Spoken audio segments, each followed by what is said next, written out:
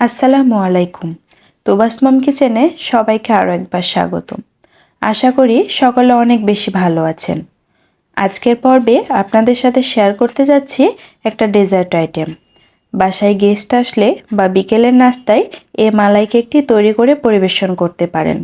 আশা করছি আজকের রেসিপিটা আপনাদের কাছে ভালো লাগবে।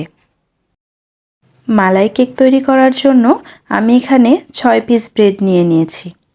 আপনারা এখানে ব্রেডের পরিমাণটা কম বেশি নিতে পারেন। প্রথমে ব্রেডের চারপাশটা হালকা করে একটা ছুরির সাহায্যে কেটে নিব। ব্রেডের স্লাইসগুলো আপনারা আপনাদের পছন্দ মতো কেটে নিতে পারেন।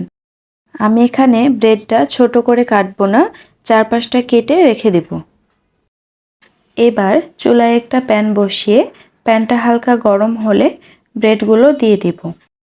এখানে ব্রেডের দুই পাশটা হালকা একটু ফ্রাই করে উঠিয়ে নিব। ব্রেডটা যদি বেশি ফ্রাই হয়ে যায় তখন ব্রেডটা শক্ত হয়ে যাবে। দেখে বুঝতে পারছেন ব্রেডটা কিভাবে ফ্রাই করতে হবে। এভাবে আমি বাকি ব্রেডগুলো ফ্রাই করে নিব। তারপর মালাই তৈরির জন্য আবার একটি প্যান বসিয়ে দিয়ে দিচ্ছি 2 টেবিল চামচ পরিমাণ চিনি।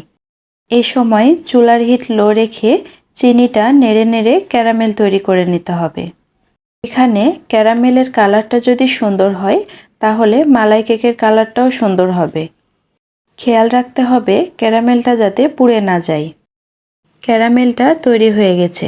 এখন দিয়ে দিচ্ছি হাফ লিটার গরম কুসুম দুধ। এখানে দুধটা অবশ্যই কুসুম গরম দিতে হবে, না হলে ক্যারামেলটা গোটা ধরে যেতে পারে। তারপর চুলার হিট মিডিয়াম রেখে দুধটা অনবরত নাড়তে থাকবো। দুধটা কিছুটা গরম হয়ে আসলে এখানে দিয়ে দিব 2 টেবিল চামচ পাউডার মিল্ক। তারপর এটা আবার খুব ভালোভাবে নাড়তে থাকব। কিছুক্ষণ নাড়ার পর দিয়ে দিব 2 টেবিল চামচ পরিমাণ চিনি আর দিব খুবই সামান্য পরিমাণে লবণ। এখানে লবণটা না দিলেও চলে। তারপরে দিব 1 টেবিল চামচ কর্নফ্লাওয়ার। এই মালাইটা তৈরি করার সময় পাউডার মিল্ক আর কর্নফ্লাওয়ারটা দেওয়ার কারণে মালাইটা একটু গাঢ় হয়ে আসবে আর এটা খেতেও বেশ ভালো লাগবে। আমি এখানে একটা স্মেলের জন্য 2টা এলাচ দিচ্ছি। আপনারা এখানে এলাচের গুঁড়াও ব্যবহার করতে পারেন। তারপর দুধটা বলক আসা পর্যন্ত নাড়তে থাকবো। এখানে মালাইটা খুব বেশি গাঢ় করা যাবে না। মালাইটা যদি খুব বেশি গাঢ় হয়ে যায় তখন ব্রেডটা ভালোভাবে ভিজবে না।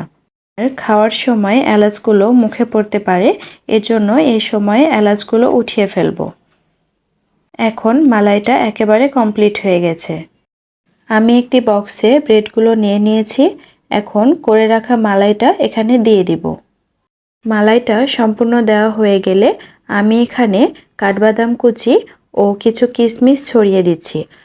আপনারা এখানে আপনাদের পছন্দ মতো ড্রাই ফ্রুটসগুলো নিয়ে নিতে পারেন। তারপর বক্সের মুখটা লাগিয়ে নর্মাল ফ্রিজে রেখে দিব 1 ঘন্টা মতো। 1 ঘন্টা পর আমি বক্সটি বের করেছি। এখন আপনাদের পরিবেশন করে দেখাবো। মাশাআল্লাহ, এটা কিন্তু খেতে অনেক বেশি মজা হয়েছিল। এই মালাই কেক রেসিপিটা আপনারা একবার হলেও ট্রাই করে দেখবেন। আশা করি আপনাদের কাছে অনেক ভালো লাগবে। রেসিপিটি ভালো লেগে থাকলে প্লিজ একটি লাইক দিয়ে দিবেন। লাইক দিলে ভিডিও বানানোর আগ্রহ বাড়ে। এরকম সহজ সহজ রেসিপি পেতে অবশ্যই আমার চ্যানেলটি সাবস্ক্রাইব করে রাখবেন।